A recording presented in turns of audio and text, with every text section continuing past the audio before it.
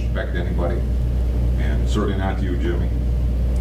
Look at what you're paying part-time positions in this township for the hours they put in, their salary, their benefits versus the full-time people. I'm talking full-time people that work 20, 25, or 30 plus years. I don't think anybody's happy here, Dave, with what we're paying those full-time people. Then why don't we change them? Cut them back. I'm not happy with what we're paying the I know you. part-time Then people. let's do it across the board. Let's quit singling out 1 or 2 employees for personal gain or political gain or something. Let's cut the crap. You've got part-time people that are making well over $30 an hour plus benefits. They're part-time, some of them less than 10 years, and you've got people that work here 10, 15, 20, 25, 30 plus years that are paying the same rate on insurance and they're making less money per hour. It's right in black and white in your budget if you want to look at it. Yeah, I mentioned one name tonight, Dana. $9,000. He's the opposite way. He's low. I'm talking about your zoning, your assessor, your justices, for the hours they work versus the salaries they pay, the full benefits that they're getting that the full-time people do. That's a lot of money in your budget right now.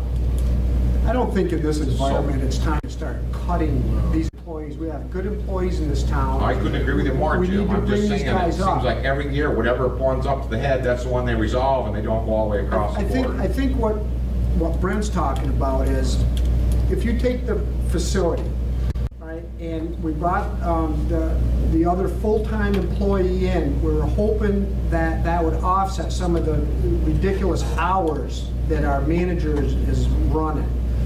So that's, I think, where that's coming from. I understand that. And that would keep an hourly wage where it should be for somebody in that capacity. I understand 100%, but if you do remember, you were very much involved in this. When I told this board, even that position, you were going to be shy 20 to 21 hours versus the ice time to run that facility. So by hiring a full-time person doesn't replace, say, 61, 65 hours a week. No, and the other thing is that I'm just thinking about is in our summer usage, you know, we had employees there that we might be able to downscale a little bit because of the bumper card situation. So we could offset some of that expense there and just keep these out, bring the hours back down. Like I said, if you hire somebody at 42 and it's a 42,000, it's a 40-hour job, okay, that's great. But if it's 56, it's a lot less appealing. So, I mean, David, the bumper cars, for instance, that we don't have anymore, next summer we would have 3 employees working all summer. The bumper cars ran for 16 hours a week. If we're not going to run bumper cars for 16 hours a week, well, the one part-time position you had can't we cut something of those wages? Went to or are we just going to put people there to just keep cleaning? You know? I understand what you're saying, but you're talking about 2 different ends of it. We need to cut here. Basically, what you're referring to is a part-time person that's there cleaning now. She went from part-time seasonal to part-time year-round, basically because of bumper cars, but the state said we have 2 employees there. Yep. All right? I don't have a problem with that. Let's cut. That's 2 different positions. We don't have bumper cars. Let's cut some payroll. Then cut it there. Don't cut it on the people that are running facilities, what I'm saying. I'm not saying that. I'm just saying I realize we're full this year with the hockey and stuff. But what happens next year? Say the Jaguars decide they're going to dissolve or something. As I've said before, Dale, that should have all been kind of thought about when we took over $1 million ring. Right. All right. But I'm just saying. Nobody understands, and me know even more. I'm to blame just as much. What He knows what it takes to run a skate. We don't have the hours that it's running to next year. The ice rental.